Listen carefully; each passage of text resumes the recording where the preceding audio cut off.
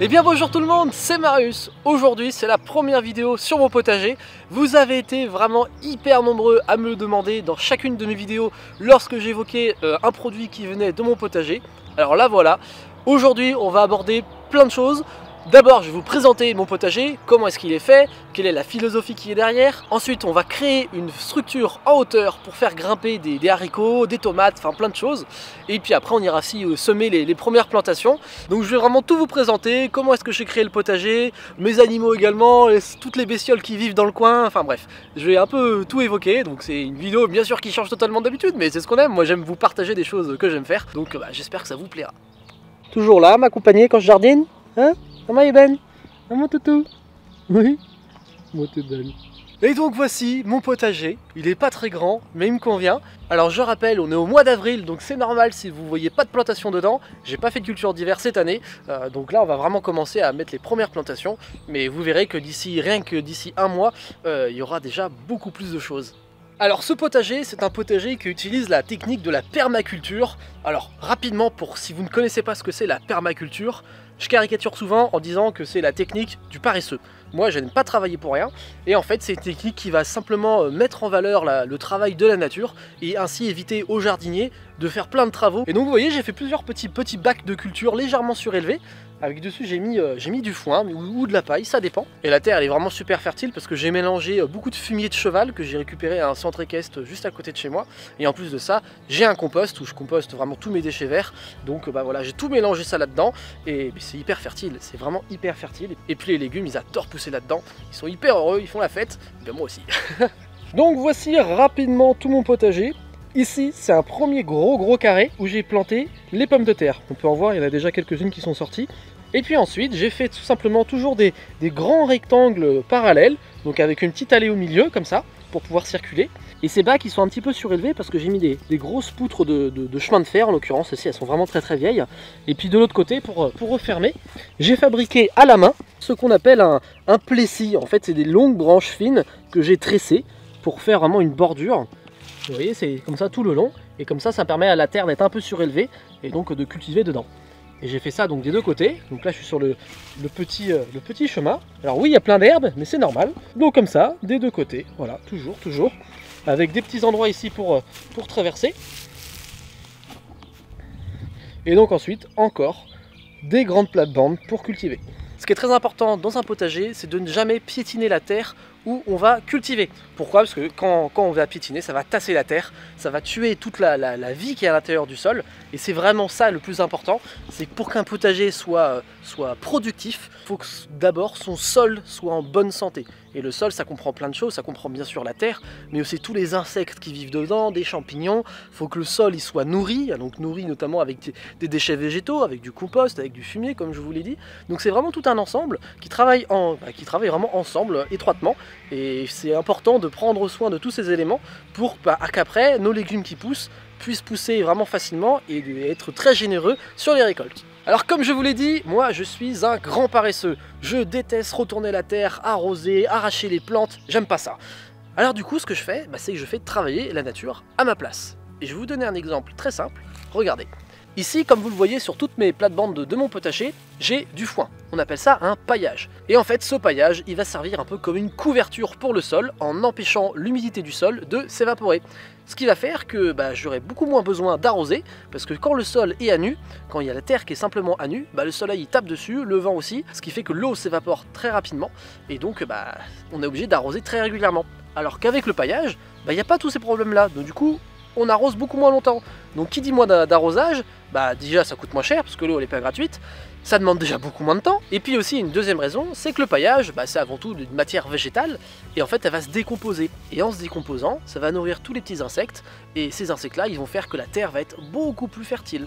Et donc qui dit une terre plus fertile, dit des légumes qui vont mieux pousser, dit plus de récoltes. Donc en plus de ça, on a moins de travail et on récolte plus de légumes. C'est incroyable, vive la nature. Bon, je vais pas vous faire un cours entier sur ce qu'est la permaculture. Si vous êtes intéressé, il y a pas mal de vidéos sur ce sujet-là. Aujourd'hui, c'est vraiment une vidéo juste de présentation de mon potager. Et puis après, on va faire quelques petites activités. Et dernier petit point que je n'ai pas parlé, c'est ça. C'est une grande structure, vous voyez, avec des filets qui vont me servir à faire pousser notamment des haricots grimpants.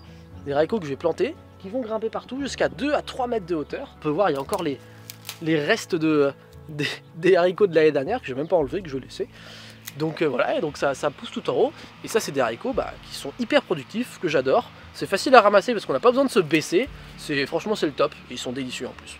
Donc c'est pour ça que tout à l'heure, là, on va y faire une autre structure différente de celle-ci, mais qui aura aussi intérêt à accueillir des haricots. Et juste à côté de ma structure pour les haricots, j'ai ce grand bac vert. C'est tout simplement mon compost. Et dans le compost, je mets tous mes déchets, épluchures de légumes, de fruits, je mets mes tontes de ma pelouse, et puis également, vous voyez, il y a du foin. Pourquoi? Parce que c'est ce qui est dans mon poulailler. C'est les restes de mon poulailler, donc il y a beaucoup de crottes de poules dedans, et ça c'est hyper fertile. Je mets aussi les crottes de mon chien, donc voilà, je mélange tout ça là-dedans, on laisse macérer tranquillement, et puis ça fait quelque chose de hyper fertile, et c'est incroyable. Bien sûr, ce compost, après je vais le mettre dans les bacs pour mon potager, et dedans les légumes ils vont pousser. Et voilà, la boucle est bouclée, les déchets ont été valorisés, et puis ça me nourrit. C'est incroyable, la nature est bien faite, hein, croyez-moi. Et tant qu'on est dans les présentations, je vais également vous présenter ce que j'appelle ma basse-cour. Il y a mes canards et mes poulets, les canards qui me servent comme appât pour la chasse, et puis mes poulets que je mange leurs œufs, voilà. Et en plus aujourd'hui, on a eu une petite surprise, j'ai eu des naissances de petits canetons, vous allez voir, c'est adorable. Donc là, ce sont mes petits canards colverts, des canards qui me servent pour la chasse, qui me servent donc à appeler les canards sauvages, ce qu'on appelle des appelants, tout simplement. Là, il y a un gros poulet, mon gros. Donc ça, c'est un des rescapés des poulets que j'avais élevés pour manger. J'avais mangé 3 de ces petits potes. Il m'en reste encore 2 que je garde, parce qu'ils pondent des œufs, ils mangent mes déchets, donc c'est cool. Peut-être que j'en mangerai un, notamment lui là, lui il est gros là. Il doit être bon je pense. Au four là avec des petites pommes de terre. Ça c'est le poulailler où les poules dorment, et donc c'est là-dedans que je récupère toutes les crottes. Bon là je l'ai changé, mais j'ai changé le foin, mais dedans en fait les poules elles viennent dormir là, elles font plein de caca dedans, et puis ce caca je le récupère, que je mets dans le compost, et après du compost ça va au potager. Et donc là voici les petites naissances d'aujourd'hui. 3 petits canetons, avec la maman qui est là. C'est mignon comme tout hein.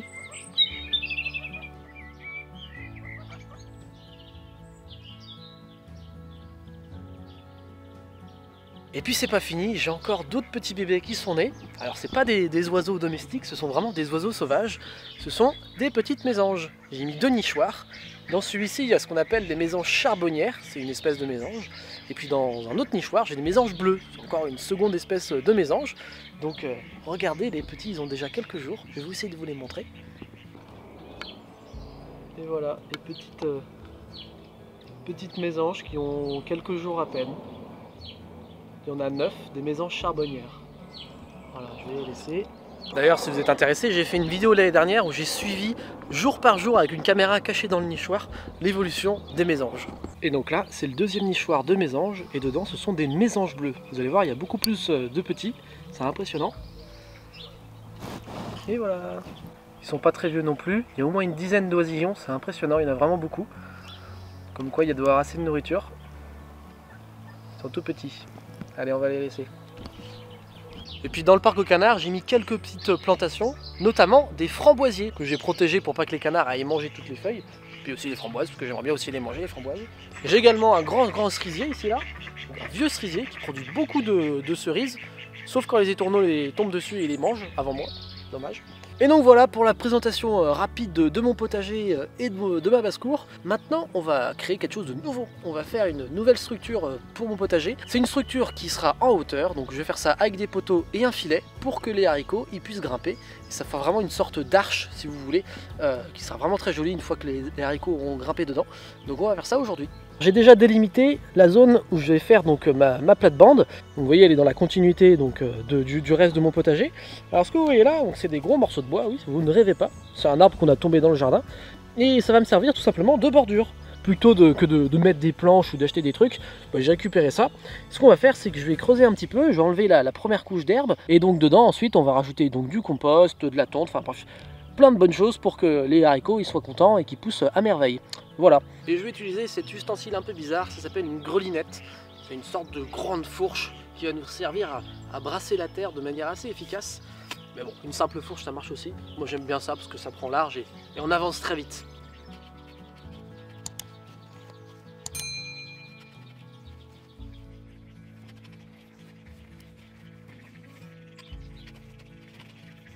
Bon Donc voilà, j'ai fini d'enlever toute l'herbe.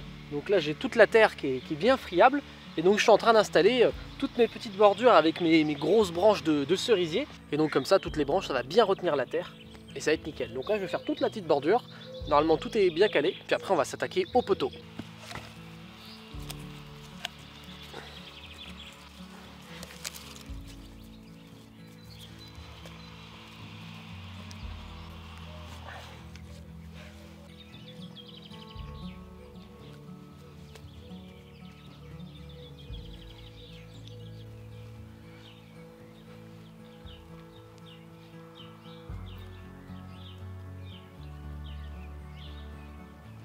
Les bordures sont bien fixées, ça ne peut pas bouger. Maintenant ce qu'on va faire, c'est qu'on va installer les poteaux. J'ai besoin de 7 poteaux, je vais en mettre 3 ici. J'ai besoin de 2 autres poteaux de chaque côté des plates-bandes. Donc il y aura 4 poteaux en face. Et donc vous allez voir, ça fera une sorte de toit, une sorte de petite arche qui sera, je pense, très jolie. Donc là je vais mettre les 7 poteaux que j'ai besoin. Et puis une fois qu'ils seront mis, on mettra le filet. Et à la fin, on rajoutera une bonne couche de compost par-dessus. On va tout bien pailler. Et puis après, on se retrouvera dans 2 à 3 semaines pour semer les haricots.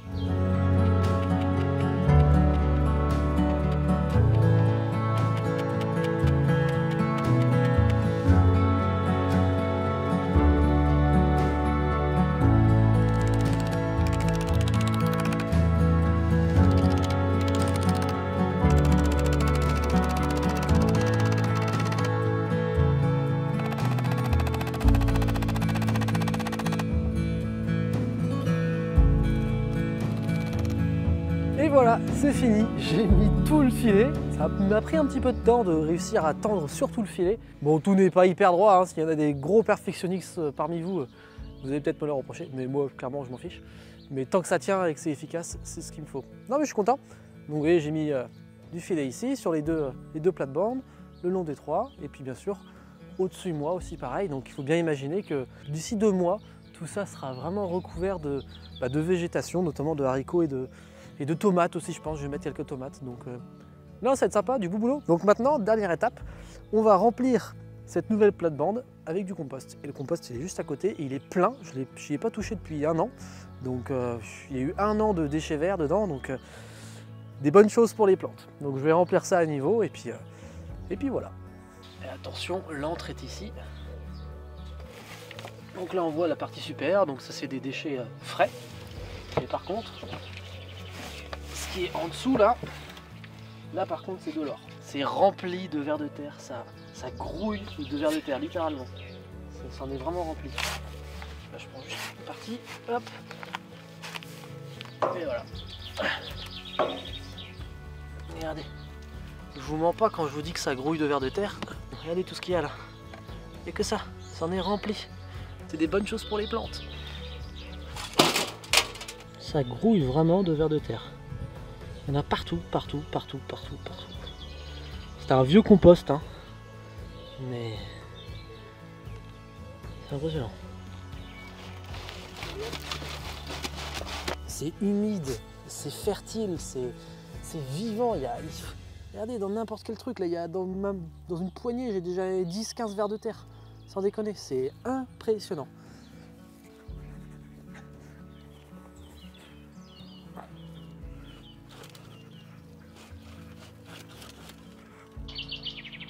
J'ai mis 2 bonnes brouettes de ce compost qui est incroyable. J'en ai jamais mis un aussi fait. D'habitude, je le mettais un peu plus vite, mais là, celui-ci, il est magnifique.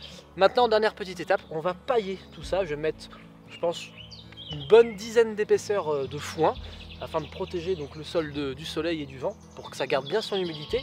Donc là, c'est pas compliqué. On a juste à mettre une bonne couche de foin, de paille, de feuilles. Vous pouvez mettre plein de choses. Il y a plein de choses qui sont possibles comme paillage. Moi j'aime bien mettre du foin.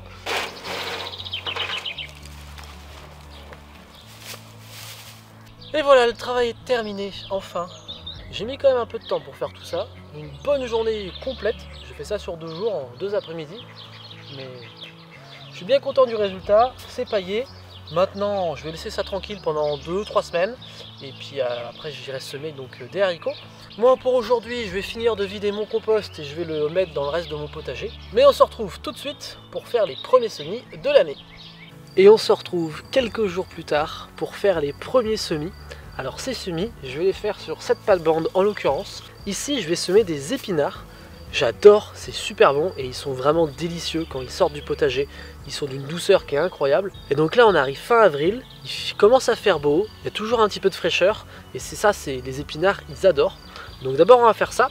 Et puis ensuite, on ira semer également des carottes d'été. On va faire ça aujourd'hui et ce sera pas mal.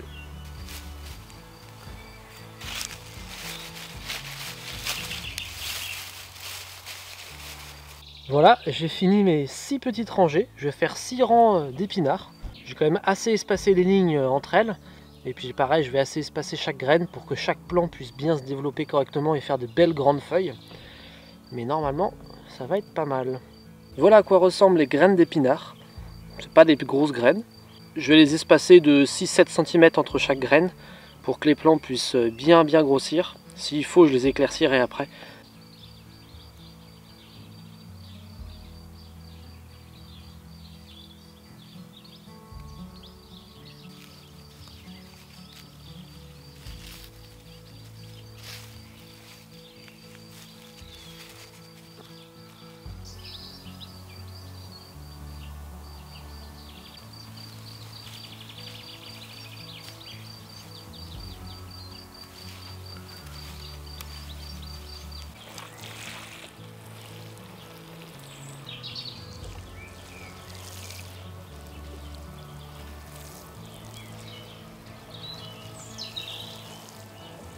Après les épinards, place aux carottes.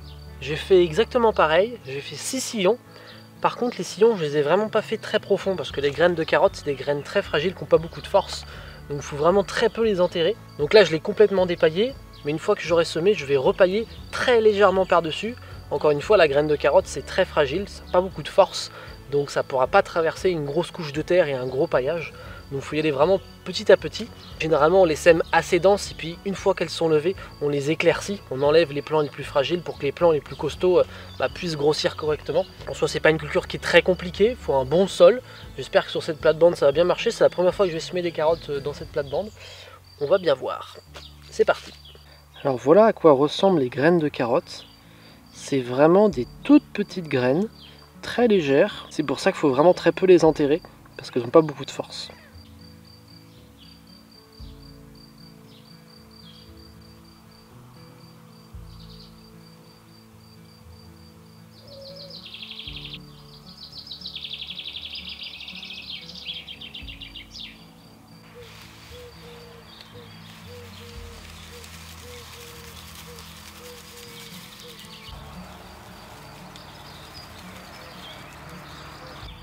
Et voilà, les semis de carottes sont terminés.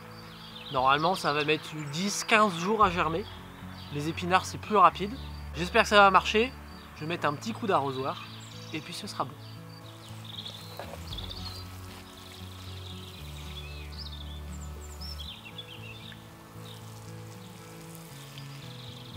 Et bien sur ce les amis, j'espère que cette première vidéo au potager vous aura plu. Ça m'a fait plaisir de vous partager ça. C'est une autre version de moi-même que vous pouvez découvrir comme ça. J'adore faire du potager, je trouve ça super enrichissant. Et puis en plus ça nous permet de se nourrir avec des produits hyper sains. Ça c'est quand même un luxe aujourd'hui on va dire. En tout cas j'espère que ça vous aura plu. N'hésitez pas à me le dire en commentaire. Je suis vraiment très intéressé de savoir vos retours sur cette vidéo. Et puis normalement je risque de vous en faire d'autres au fur et à mesure de la saison qui avance. Enfin voilà, merci encore à vous d'avoir visionné cette vidéo et puis on se retrouve à très vite pour de prochaines aventures. Bisous bisous.